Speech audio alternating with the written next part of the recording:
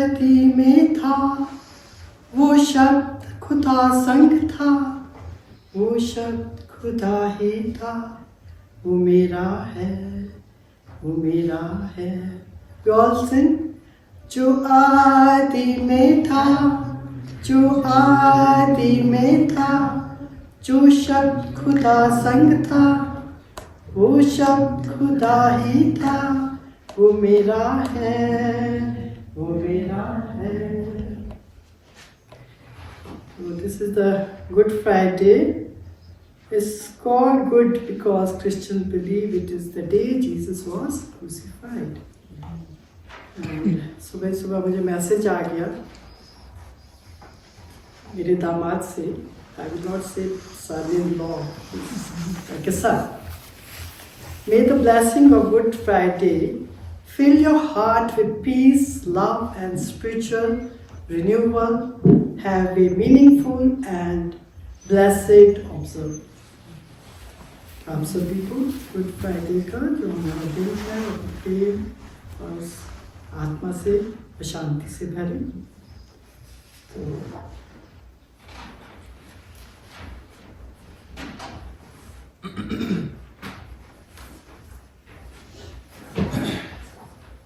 मैंने कभी जाना नहीं, मैंने कभी सोचा नहीं, मैंने कभी जाना नहीं कि ऐसा प्यार तूने मुझसे किया। ज़माना रुक जाएगा, वक्त भी थम जाएगा, पर तेरा है सदा प्यार मेरे लिए, मेरे लिए।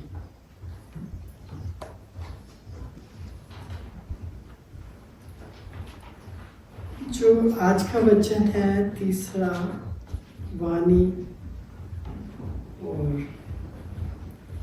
क्रूस पर से यीशु मसीह के तीसरे वचन पर हम मनन करेंगे। यूहन्ना 19:26-27 में Jesus said to his mother, "Woman, this is your son."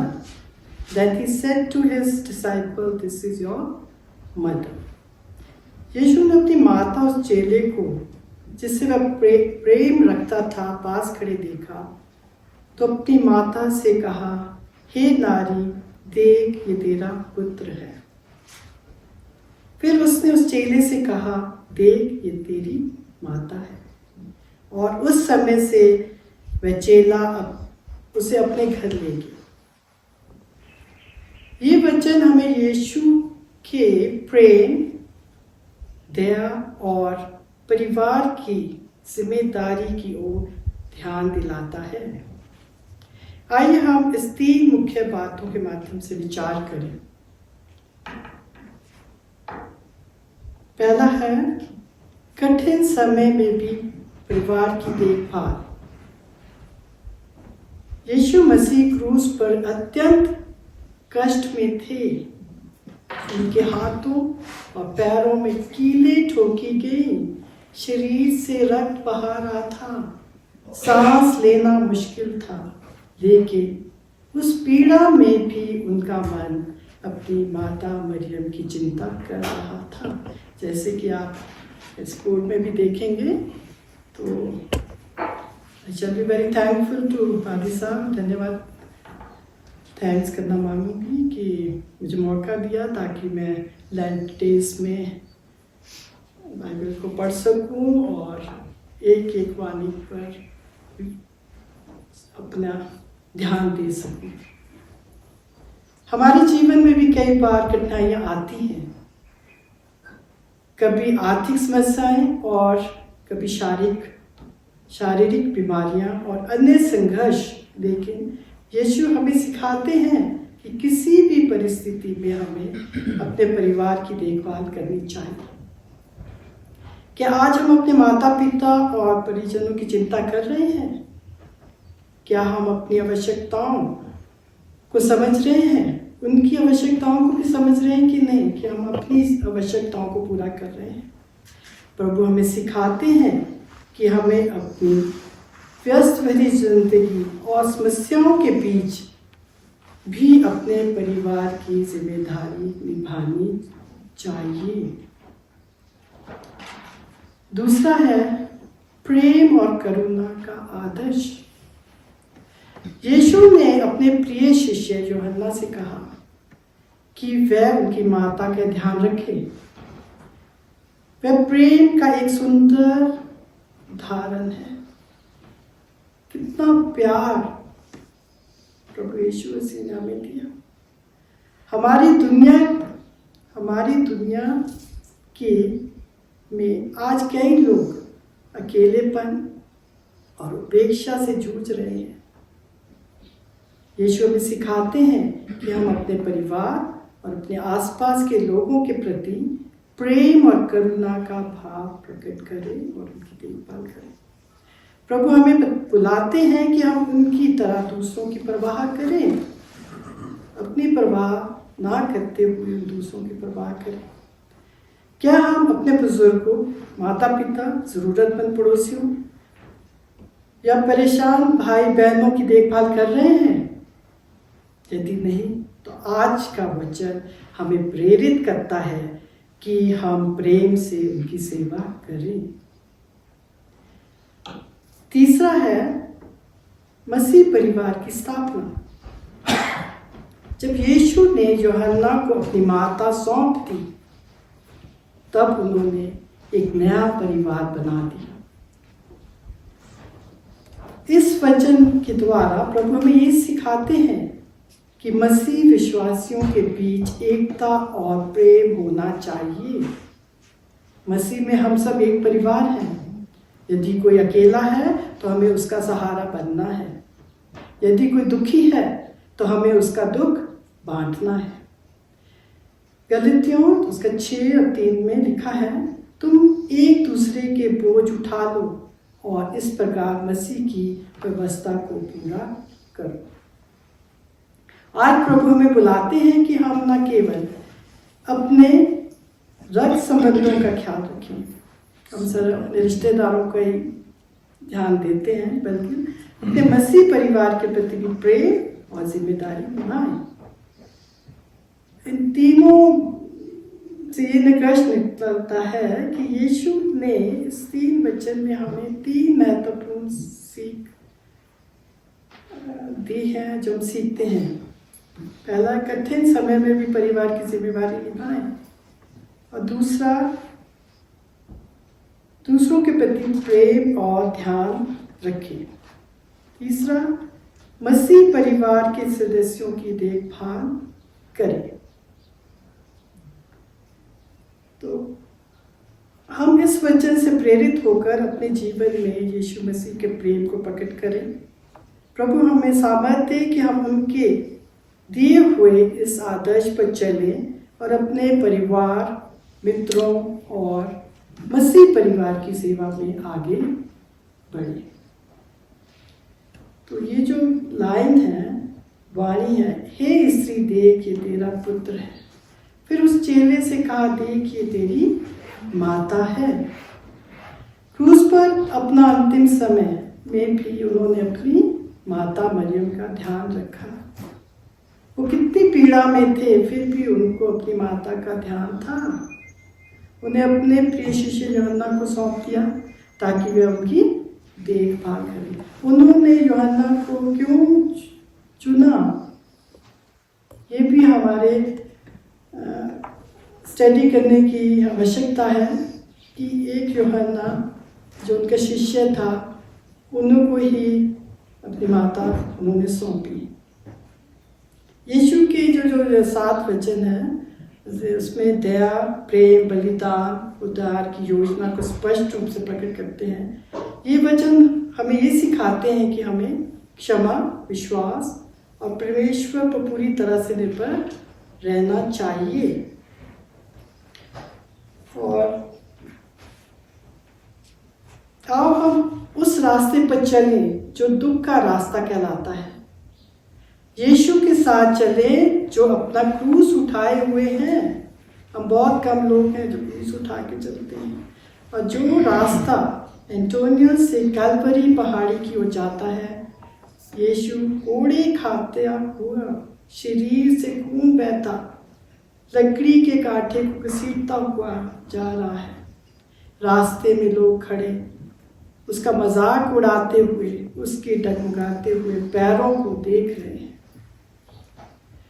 उसके हाथों में कीलें ठोकी हुई है और वह क्रूस पर लटकाया जा रहा है। जो डाकू थे, कुकर्मी थे, वो आश्वासन देने के बाद उसकी आंखें अपनी माता और उसके पास खड़े हुए अपने प्रिय शिष्य को देखती है। यीशु अपने दुखों को भूल जाता है और अपनी माता के भविष्य के लिए चिंतित हो जाता है। और शिष्य जो प्रभु यीशु का करीबी रिश्तेदार था, कहता है, देख ये तेरी माता है, उसे अपने घर ले जा और उसकी देखभाल कर। लिखा है कि उसी समय चेला उसे अपने घर ले गया। शिष्य ने किसी अन्य बात की प्रतीक्षा नहीं की, कोई इंतजार नहीं किया, किसी का कहने में नहीं आया और कोई बहाना नहीं लगाया।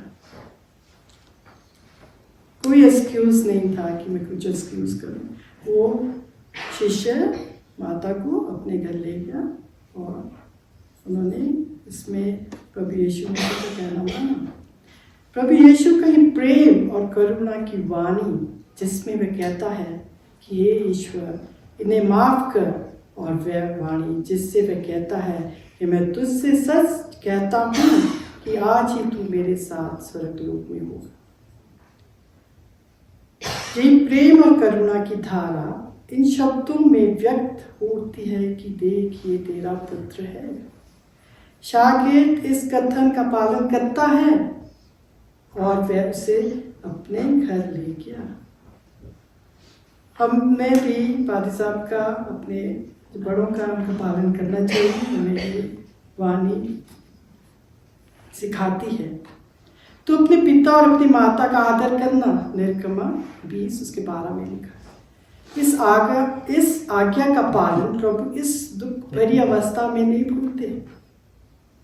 प्रभु यीशु मसीह अपनी माता की सुरक्षा का जिम्मा अपने प्रिय शिष्य के हाथों में सौंप देते हैं। कितनी बड़ी बात है। अपने भाइयों को नहीं दिया, अपने औरों को नहीं दिया, पर बहुत दूर का रिश्तेदार था, क्योंकि वो यूहन्ना प्रभु की नज़रों में बहुत आज्ञाकारी थे। माता मरियम से प्रभु यीशु मसीह को दो बहुत गुण है, पर जो दो इम्पॉर्टेंट गुण मुझे लगे, माता मरियम स्त्री में पवित्र जानी गई, इसलिए प्रभु यीशु मसीह ने उससे एक शुद्ध हृदय का दान पाया। वैसे तो मुझे नॉलेज है कि हम अपनी माँ से 4 गुण तो हम पेट में से ही लेके आते हैं। I think doctors know very well. तो वो एक शुद्ध हृदय जो उन्होंने पाया अपनी माता से। माता मरियम ईश्वर की आज्ञाकारी कहलाई, और ये गुण भी प्रभु यीशु में दिखाई देता है। वो कितने आज्ञाकारी हैं। जब वह कहते हैं कि मेरी इच्छा नहीं वरन तेरी इच्छा पूरी हो। इस वाणी में हम ये भी देखते हैं कि अपने परिवार, व्यापार, आदर, समानता, अपने ही लाभ की ही बातें पहले हम सोचते हैं। हमारा व्यापार कैसे चले, हमारा परिवार कैसे चले, हम वही सोचते जा रहे हैं कि मैंने अपने बेटे के लिए करना, अपने पोते के लिए करना, अपने ये के लिए करना। बाप रे, बिल्डिंग से बिल्डिंग बने जा रही है, उसके लिए बटोरते जा रहे हैं, पर वी डोंट नो कि काहे को हम कर रहे हैं। पर प्रभु यीशु मसीह का जीवन हमेशा ही प्रार्थना में व्यस्त रहा। वह क्रूस पर जनता को देखकर अपने प्रिय पिता ईश्वर से उनके लिए क्षमा की याचना करते हैं, जिस प्रकार वह कुकर्मियों को इस बात का आश्वासन देते हैं कि वह ईश्वर के राज्य में प्रवेश करेगा। पहले वो उनको आश्वासन देते हैं, फिर अपनी माता की तरफ देखते हैं। और आज जब हम अपनी माता के लिए वैसे ही शुभ विचार अभिव्यक्त करते हैं, we live the pathetic self-centered way. Jesus, God-centered life, think for others. हम दूसरों के बारे में बहुत कम सोचते हैं। इस क्रूस की छाया में बहुत से लोग खड़े थे। रोमी सैनिक, मसीह का ठट्टा करने वाले, राहगीर, महापुरोहित के आज्ञाकारी, परंतु बहुत कम ऐसे थे जो क्रूस की छाया के नीचे खड़े होकर भी अनंत जीवन के उपहार को प्राप्त ना कर पाए। क्रूस के नीचे खड़े थे, फिर भी वो जीवन का उपहार प्राप्त नहीं कर पाए। माता मरियम आज क्रूस के छाया के नीचे खड़ी उस भेद को जानने की कोशिश कर रही थी और उन शब्दों का स्मरण कर रही है जो आज प्रभु यीशु मसीह ने मंदिर में कहे थे, तुम मुझे क्यों ढूंढते हो? क्या नहीं जानते कि मुझे अपने पिता के भवन में होना अवश्य है, अपने पिता के कार्य को पूरा करना है। लूका 2 उसका 49 लिखा। शायद वे उन शब्दों को भी याद कर रही थी। काना के विवाह में प्रभु यीशु मसीह ने उनसे कहे थे, हे महिला, मुझे तुमसे क्या काम, अभी मेरा समय नहीं आया।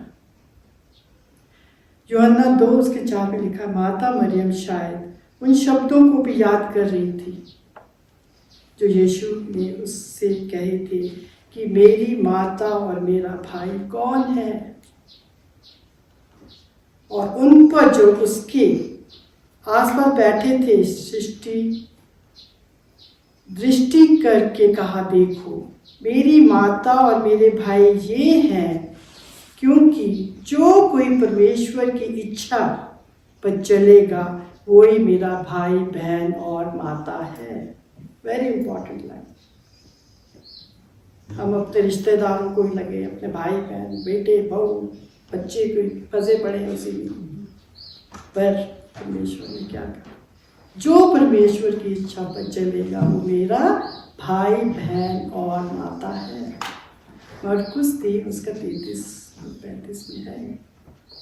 इन सब वाणियों से ऐसा प्रतीत होता है यीशु मसीह अपने संसारिक जीवन में केवल एक ही रिश्ते को स्वीकार करते थे। वो रिश्ता क्या था? वह था जो उनके और ईश्वर के मध्य था।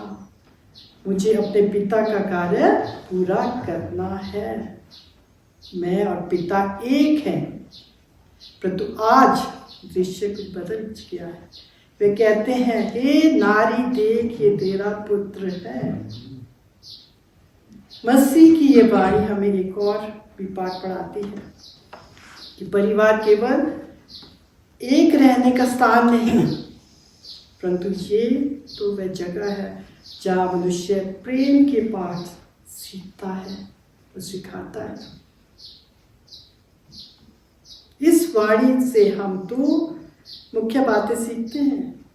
प्रथम, प्रभु यीशु मसीह अपने पीड़ा में भी जो शारीरिक एवं आत्मिक रूप से उत्पन्न असहनीय जो सहन नहीं कर पा रहे थे, अपने उस उत्तरदायित्व को, रिस्पॉन्सिबिलिटी को जो एक पुत्र को अपने माता के प्रति होता है, निभाते हैं।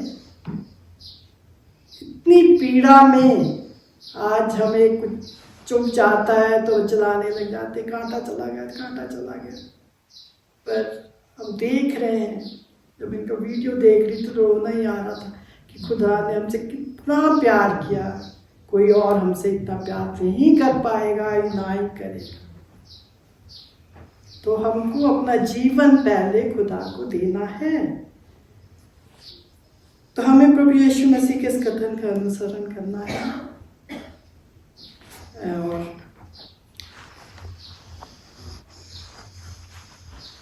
the greatest man in the history of Jesus had no servant, yet they called him master. Had no degree, yet he called him teacher. Had no medicines, yet they called him healer. He had no army, yet the king feared him. He won no military battle, yet he conquered the world. He ruled no nations, yet they called him king. He committed no crime, yet they crucified him. कोई भी गुनाह नहीं किया, फिर भी उस क्रूस पर चढ़ा दिया हम लोगों ने. He was buried in the tomb, yet he lived today. He lives today. वो जिंदा है, आत्मा जिंदा है. तो हमारे भी मर गए हैं, हम उन्हें माना नहीं. मैं तो नहीं मानती हूँ, बट स्टिल हम उनकी लाइफ को याद करते हैं, उनकी टीचिंग को करते हैं, और ऐसा लगता है कि हमें पुश कर रहे हैं. My father is pushing me, do this, जैसे खुदा हमें बोलते हैं. He speaks of love, forgiveness. His words have transformed millions. He offers no material wealth, yet he considers him the treasure of our lives. He promises no earthly power, yet in his name the powerless have found strength. Though he left no written words, कोई written word नहीं था. His message has filled countless pages. हर भाषा में Bible लिखी गई है, और आज दुनिया में से सबसे ज़्यादा बाइबल छपती है और हम पढ़ते हैं. लूका लिखता है, तलवार माता मरियम के हृदय को उस समय छेद गई जब माता मरियम ने स्लीब पर चढ़े हुए अपने पुत्र को ये शब्द सुने, ये तेरा पुत्र है. तब उसके हृदय को कितनी शांति मिली हो.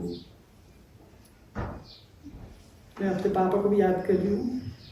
उनको लग रहा था कि I have done my all the work, तो मम्मी को बोला ऊपर लेके आओ ठंगरेल से, का ध्यान रखना, अपना छोड़ के माता का ध्यान रखना.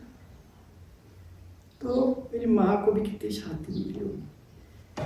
भीड़ को ईश्वर की क्षमा की आवश्यकता थी. जो वहाँ भीड़ खड़ी थी, क्षमा की आवश्यकता थी. इसलिए प्रभु यीशु ने कहा, हे पिता, इन्हें क्षमा कर. उस डाकू को जो पश्चाताप करता है, एक की आवश्यकता है. और प्रभु यीशु ने कहा, आज मैं तुमसे सच सच कहता हूँ कि तू मेरे साथ स्वर्ग में होगा. इस माँ को जो अकेली है, एक पुत्र की आवश्यकता है जो बुढ़ापे में उसकी देखभाल कर सके. और प्रभु माँ की इस आवश्यकता को पूर्ण करते हुए अपने शिष्य को आगे देते हैं कि आज से ये तेरी माँ और वह तेरा पुत्र है. Thoughtfulness for others. दुख के इस अंधेरे में, पाप की छाया में, प्रभु किसी भी रिश्ते संबंध को नहीं भूले. प्रभु यीशु मसीह शारीरिक संबंधों की उलझन से दूर रहे, केवल आत्मिक संबंध से सुदृढ़ करते रहे, क्योंकि उन्होंने कहा था कि मुझे मेरे पिता का कार्य पूर्ण करना है. He made the last provision of love. तो मैं ज़्यादा समय नहीं लूँगी, क्योंकि हमें